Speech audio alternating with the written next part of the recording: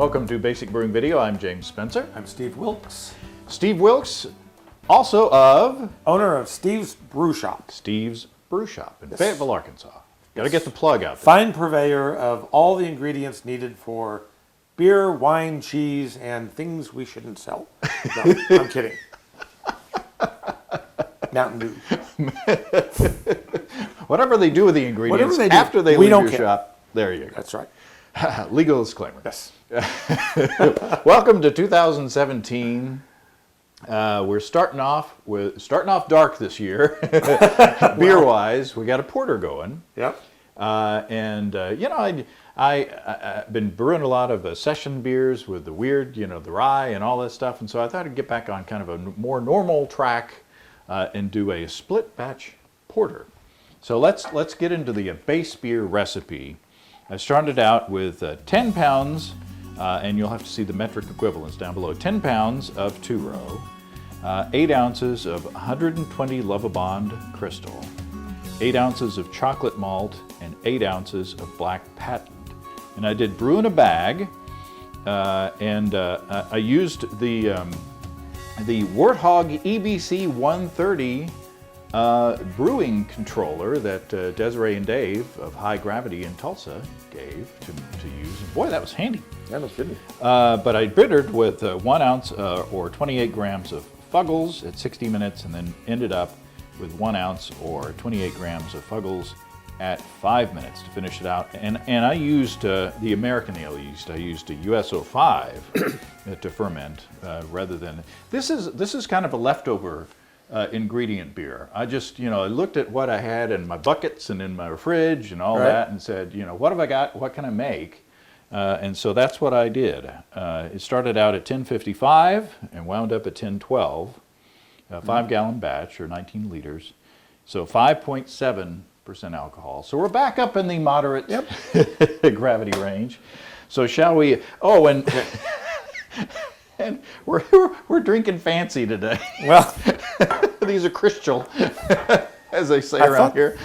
I got the plain cups, the plain glasses that we normally use, but I only had 5 of them. Apparently we broke one along the way, so I said, what can I use? So I found these. My wife and I these are wedding gifts. My wife and I have been married coming up on 25 years, and I don't think we've ever used these for anything. well, it's time you broke them in. That's right. Not literally. I might still get in trouble if I broke them. Using our Basic Brewing bottle opener, which you can find on basicbrewingshop.com. So this is the base beer, just your average porter. And what I did was, Looks portery. out of the fermenter, I bottled 12 bottles of the plain, and then I put the little sugar tablets, priming sugar tablets, in each of the bottles to prime. Cheers. Cheers.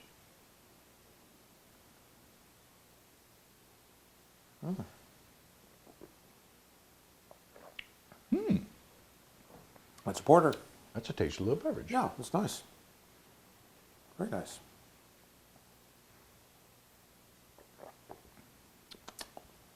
Got your little roastiness in there.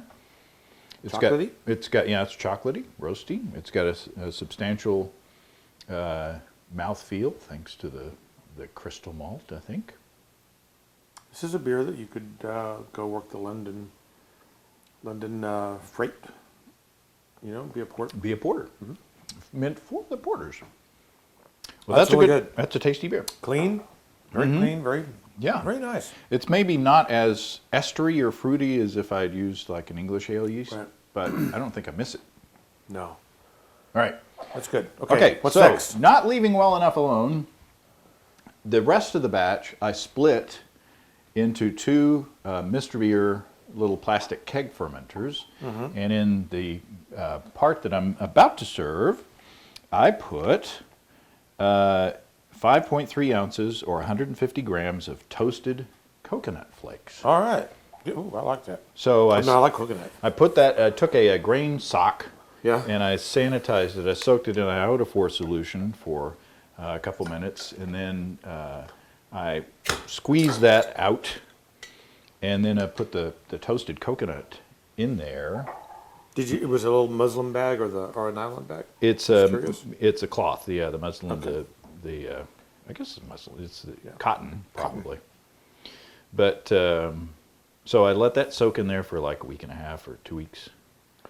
Toasted coconut. Toasted coconut. Did you toast the coconut? No, I found this toasted coconut in the grocery store, and it was kind of, you know how flaked coconut is really small, and I was worried about the flaked coconut coming through the little holes in the bag. But this toasted coconut was kind of sliced in these Sweet. slices, yeah, so that it didn't go through the bag. So I just let it sit in there. I agitated the little keg every now and then over the days. Okay. Cheers.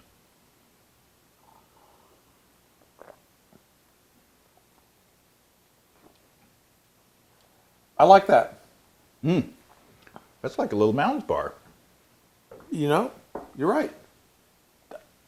That's right. Because the Mounds bar is toasted, or is coconut and chocolate.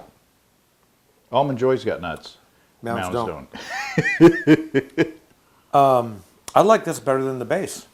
I mean, I think the addition of the coconut is an improvement. It's a positive It's thing. a positive thing. Yeah, not that there's anything wrong with this, but I really like this Yeah. quite a lot. It's not as coconutty as some commercial beers that I've had, but this technique, I think, Oh, it softens the beer too. does Sorry, it? As didn't far mean as to interrupt. bitterness Yeah, wise? yeah. So this is, and that's not really a comment on quality. The base beer is got a little sharpness to it, and the coconut kind of softened that, which I like. I won't be able to drive home because both my hands are busy. We'll take a break. So delicious. Yeah. Okay. Okay. So that's again, coconut. not leaving well enough alone. On the third segment, Yes. I put 3.5 ounces or 100 grams of cacao nibs or cocoa nibs, 3 small ancho chilies, just dried chilies, and then 1 large cinnamon stick. So I just put all those in. I didn't soak the chilies beforehand. Right. I just put all of that into the bag and put it into the beer, and I let that soak for the same amount of time as the coconut. So here is the mole porter. I'm calling it a mole porter because that's based on the kind of chocolatey Yeah. sauce that some moles are in south of the border, Mexico.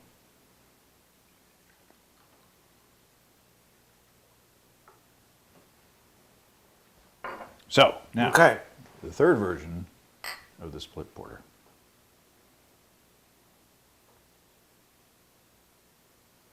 I can kind of get the cinnamon in the nose. When I bottled it, I didn't get cinnamon.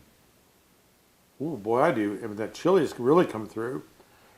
Wow. Good job. Really, really nice. Oh. That's pretty tasty. It's not as chocolatey as I thought it was going to be with those, with the nibs in there. It's nibs. I think the cinnamon dominates the chocolate. I am getting some chocolate now. I think maybe as it warms up a little bit. Yeah. And it's not hot. Those three No, but little it's got some anchovies. spice. I put the seeds and all in there. Yeah, I mean, there's some chili in there. Wow, that's really, really good. Now, of course, what I have to do. I have to take the coconut You're going to blend? and I have to pour a little. I'm just going to do this All right. because I think it's a good idea. You're a maverick. I have to remember which one was a coconut.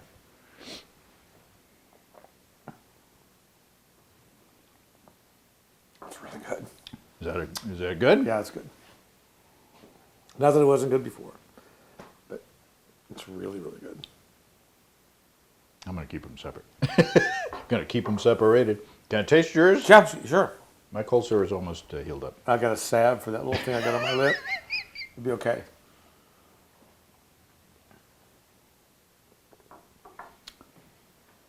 That's pretty good. That's pretty good. Do you get any of the roastiness of the ancho in there? You get a kind of the raisininess of the ancho chili in there? I do. I get everything that you say you put in there, I can taste. Awesome. So, I mean, the cinnamon definitely comes through. The ancho chilies comes through. And then, of course, the toasted coconut. Really good. And what a great way to get 3 beers Right. from one. Right. And I think I didn't write down the numbers, but in my memory, it seems like is about an even split. I mean, obviously there's more beer of the ones that Right. that are split off, but it's a pretty well balanced between the 3 beers. Man. That's So- really nice. That's a great technique. It's a great way to get different flavors from the same thing without doing like a party guile. I mean, it's even Right. easier than that. And of course, porters, as you've demonstrated, lend themselves to flavorings. Right. Right. So Which is your favorite? I think the coconut. I think so too. I think the coconut's my favorite. If I was forced to choose. I think the coconut goes with those chocolatey malt flavors, and yeah, I think that's. But I like all 3. I like all 3 very much. And so I'm going to even do this. Because, You are a maverick. All right, happy 2017, well, everybody. that's right. It's the first one. That's right. It's our first show. Best And, best wishes for a safe and happy and prosperous new year, and happy brewing. Happy brewing. Cheers. Come and visit us on the web at basicbrewing.com. You can find archive lists of both our audio and video podcasts on home brewing. You can also find our DVDs, Extract Brewing and Partial Mashing, Stepping into All Grain, Low-Tech Lagering and Decoction Mashing, Introduction to Wine Kits, and our Basic Brewing Brewer's Logbook, where you can track and log up to 50 batches of beer. Drop us a line. We'd love to hear from you.